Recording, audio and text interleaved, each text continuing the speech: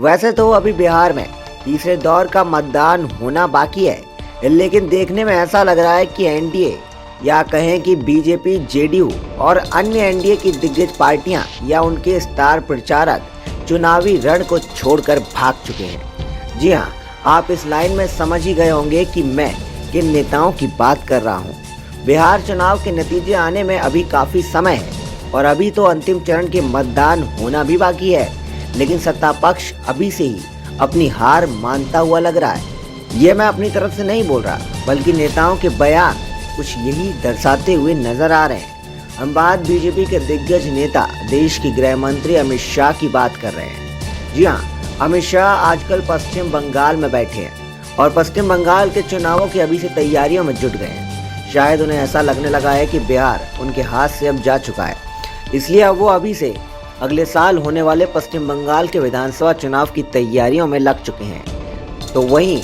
अगर हम बात करें बिहार के मौजूदा मुख्यमंत्री नीतीश कुमार की, तो उनके द्वारा दिए जा रहे बयानों से यह साफ जाहिर हो रहा है कि उनके हाथ से बिहार की सत्ता फिसलती जा रही है और अब उन्हें उनकी पार्टी के बीजेपी से किनारा कर दिया है, जिसका गुस्सा उनके बयानों में साफ झलक रहा है। हम आपको उनके कुछ बयान सुनाते हैं। स्कूल बनाया था, अगर पढ़ना चाहते हो तो अपने बाप से पूछो, अपने माता से पूछो कि कहीं कोई स्कूल था, कहीं कोई स्कूल बन रहा था, कहीं कोई कॉलेज बना था, जरा पूछ लो। राज करने का मौका मिला, राज करके ग्रहण करते रहे और अंदर चले गए तो पत्नी को बैठा दिया गद्दी पर। तो मत देना ना, तुम मत देना। तुम 15-20 लोग हो या हजारों लोग हैं, उसकी फिर एक बार ताली उठा लीजिए एकदम पूरा। देख लो, अरे देखो ना पीछे, अगल बगल देखो ना, ये सब लोग तुम लोगों का पूरा जवाब दे देंगे और उन लोगों का हाल ठीक ठाक कर देंगे, बुरा हाल कर देंगे। तो आपने देखा किस तरह से नीतीश कुमार बीजेपी द्वारा प्रदेश में किए जा रहे दोहरी राजनीति से खफा है। इसका सीधा उदाहरण हम इस बात से देख सकते हैं कि उनके सहयोगी भाजपा के स्टार प्रचारक योगी आदित्यनाथ के बयानों में मुख्यमंत्री ने सिरे से खारिज करते हुए कहा कि किसी में इतना दम नहीं है कि वह हमारे लोगों को देश से बाहर कर दे। बता दें कि उसी दिन योगी आदित्यनाथ ने चुनावी सभा में बांग्लादेशी घुसपैठियों को देश से बाहर फेंकने की बात कही थी। सुनिए नीतीश कुमार ने इस पर क्या कहा। चाह कर भी सब जगह नहीं जा सके हैं, कुछ ही जगहों पर जा पा रहे हैं, लेकिन आपके बीच आने का हमको पुनः मौका मिला है, इसके लिए मुझे बहुत खुशी है। और हमारे साथियों ने सब तरह की बातें कह दी है। भाई एक एक बात जान लीजिए। और ये कौन दुष्प्रचार करता रहता, फालतू बात करता रहता है, यहां से कौन किसको देश से बाहर करेगा? ऐसा इस देश में किसी में दम नहीं है कि हमारे लोगों को, सब हिंदुस्तान के हैं, सब भारत के हैं, कौन इसको बाहर करेगा? साहब, ये सब कैसी बात करते रहते हैं यूं ही। हम तो आपने जब से मौका दिया है, आप बताइए, समाज में प्रेम का, भाईचारे का, सद्भावना का माहौल पैदा किया है, सबको एकजुट करने की हमने कोशिश की है। कुछ लोग चाहते हैं समाज में झगड़ा चलता रहे, कोई काम करने की जरूरत नहीं है, और हम तो काम करते रहते हैं। और हमारा मकसद यही है कि जब सब लोग प्रेम से, भाईचारे से, सद्भावना के साथ रहेंगे, तभी समाज आगे बढ़ेगा, लोग आगे बढ़ेंगे, तरक्की करेंगे। तो हम लोग तो यही काम करते हैं। आपको सब लोगों ने बता दिया है। भाई हम तो आपको यही कहेंगे कि हम लोग तो इतने दिनों से, आप देख लीजिए क्या बुरा हाल था, हमारे साथियों ने बता दिया। शाम होने के बाद तो कोई घर से बाहर निकलने का हिम्मत नहीं करता था, कहीं कोई जाना चाहता था तो कितना समय लगता था। हम लोगों ने एक एक काम किया, कानून का राज कायम किया। और जान लीजिए पहले जितना क्राइम होता था और अब उसमें कितनी कमी लाई। वैसे तो कोई संभव ही नहीं है, आदमी का कुछ का स्वभाव होता है, बाएं दाएं गड़बड़ सड़बड़ करता रहता है।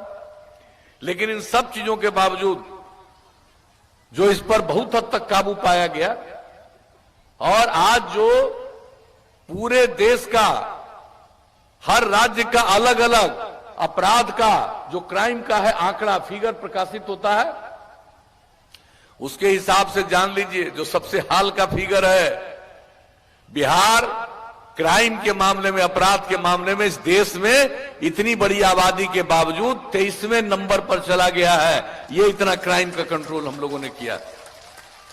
और इसके अलावे जो डेवलपमेंट का काम, विकास का काम,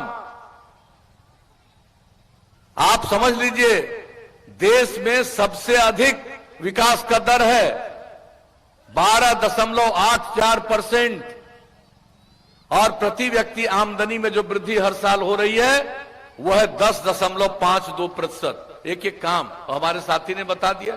आपको बता दें कि तीसरे चरण के चुनाव प्रचार के दौरान किशनगंज में एक चुनावी रैली को संबोधित करते हुए नीतीश की ये बात कही गई, जहां मुसलमानों की अच्छी खासी आबादी है।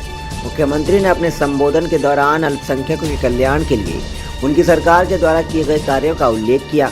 उनका इशारा नागरिकता संशोधन कानून पर था। उन्होंने कहा कि सबको साथ लेकर चलना हमारा धर्म है। तो वहीं उनका एक बयान और चर्चा में आ गया, जिसमें नीतीश कुमार कहते हुए नजर आ रहे हैं कि यह उनके अंतिम चुनाव है। जो हमारी महिलाओं की जागृति लाए हैं, हम इस जीविका समूह को और बढ़ाएंगे और आपको और ज्यादा इसमें हम सुविधा देंगे, ताकि और ज्यादा, आज 1,20,00,000 है, और ज्यादा से ज्यादा महिलाएं इससे जुड़े, ताकि हर परिवार की आमदनी बढ़े, बिहार की आमदनी और ज्यादा बढ़े, बिहार विकास करे। और नई टेक्नोलॉजी का जो जिक्र किया, उससे से अधिक लोगों के लिए काम पैदा होगा, रोजगार पैदा होगा और लोग आगे बढ़ेंगे। तो ये सब काम तो हम लोग करेंगे। केंद्र का सहयोग, राज्य का प्रयास, मेहनत मिल करके हम लोग बिहार को नई ऊंचाई पर ले जाएंगे। यही हमारा आश्वासन है और यही हम आपसे कहने आए हैं।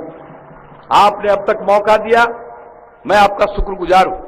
लेकिन आप जान लीजिए, लेसी सिंह जो आपकी विधायक रही हैं, कुछ लोग तो तंग फंग करने में भी रहता है, लेकिन ये डरती नहीं है, काम करते रहती हैं।